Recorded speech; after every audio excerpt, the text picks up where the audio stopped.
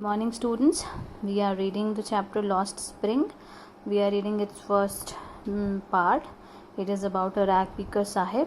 So Anis came across this rag picker who lives in her neighborhood, and she came to know about their dwelling place, where they belong. They belong to Simapuri. She went there and she talked to the people. Then she came to know about their suffering, their poverty, and how they were living there, their pitiable conditions. So we all had a first-hand information about their place, where they were living, how the people used to live, and that's all things. Now let's read further. One winter morning, I see Sahib standing by the fenced gate of the neighborhood club, watching two young men dressed in white playing tennis. I like the game, he hums, content to watch it standing behind the fence. I go inside when no one is around. He admits the gatekeeper lets me use the swing. So what happened?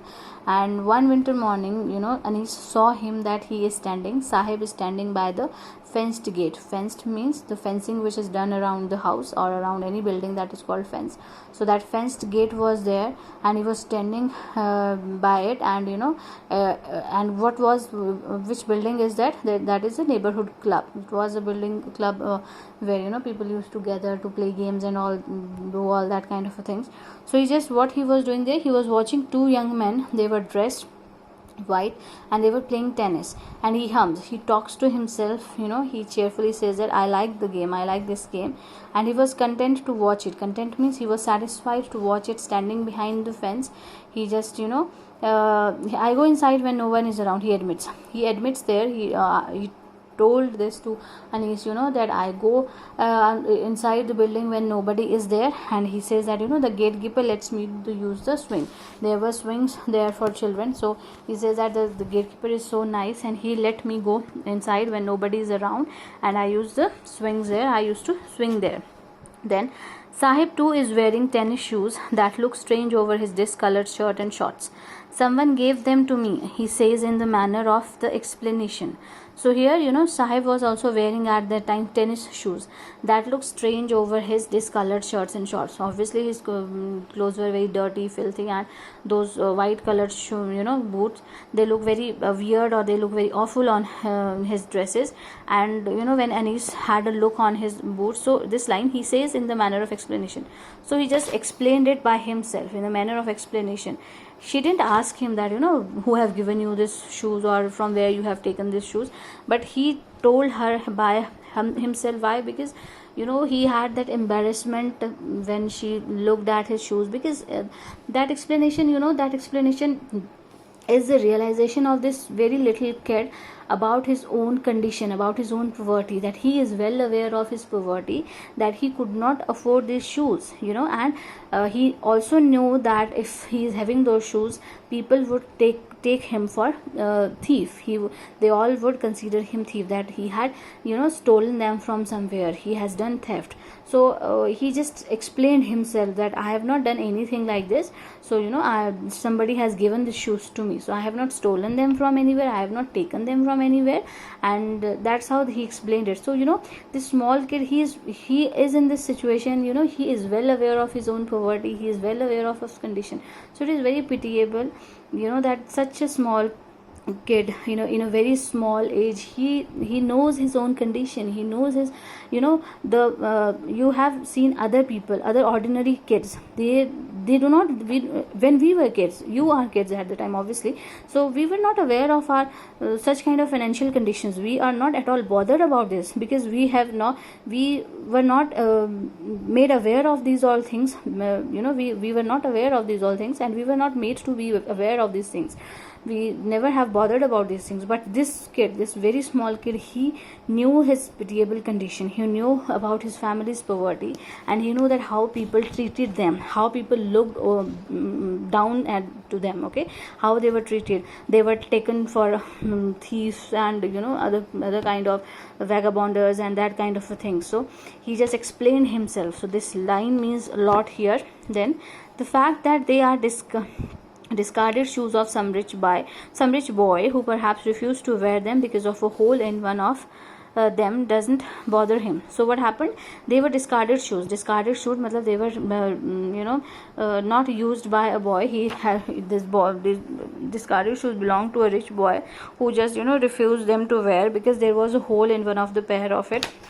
And he discarded him. A rich boy discarded him. He denied them, but that Sahib took to them because he didn't mind to wear them even though it is having a hole in them. So for one who has walked barefoot, even shoes with a hole is a dream come true. Obviously, for the person, for one who is here, for Sahib. For Sahib, he had walked. He's always walking with barefoot.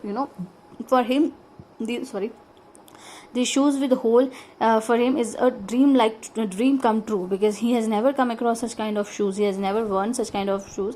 So if he got them to wear, so it is like a dream for him which came true. But the game he is watching so intently is out of his reach. Intently means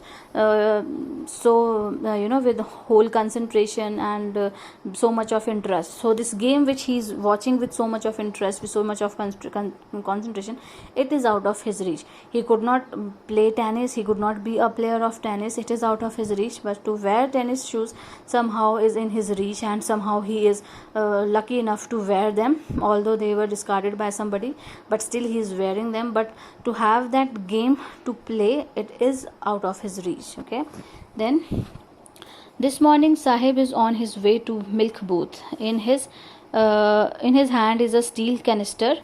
I now work in a tea stall down the road, he said, pointing in the distance. I am paid 800 rupees and all my meals. Does he like the job?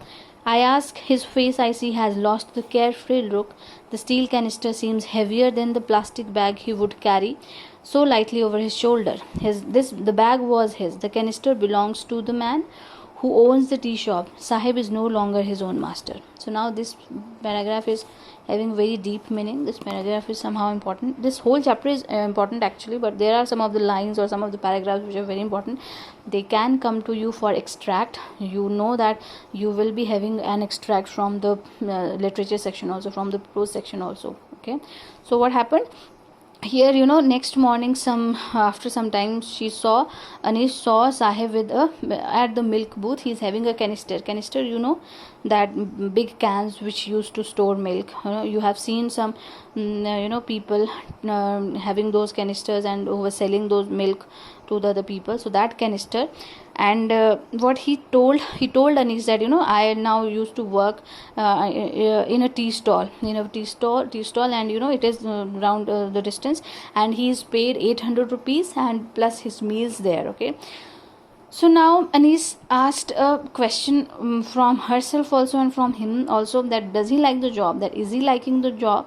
And his face, why? Because she asked that question to herself because she saw that that carefree look which used to be there on Sahib's face when he used to pick the rag, that was missing now.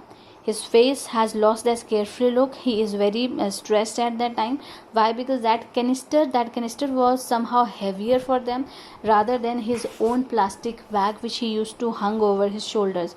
Why is it so? Because at that time he used to pick rags on due to his own will or own consent. Okay, nobody has forced him to do that. He does it because of out of joy or happiness or whatever we can say. But now he is bound to somebody, that he has to do that job. He has to sell those milk to the others. Whatever work he has given there, he has to do. Now he is bound to somebody. He has become a slave to somebody, and now he is no longer his own master. Earlier when he was a rag picker, he was his own master. He used to pick rag whether he likes it, or if he doesn't like it, he won't pick it. Okay, it is on his will, and he used to enjoy that task. He used to enjoy to pick rag. He was very much thrilled when he found something important, something very precious in that heaps of the garbage. But now he has to do this job. Although he is well paid, his food has been taken care of, but still he is not happy because he is not his own master. Although Sahib could not have anything, he did not have anything, he did not have money, he is poor, but he is having his independence with him. His independence, his freedom was his own. he was not slaved by anybody. He is enjoying his independence, but now his independence, his freedom has been taken away.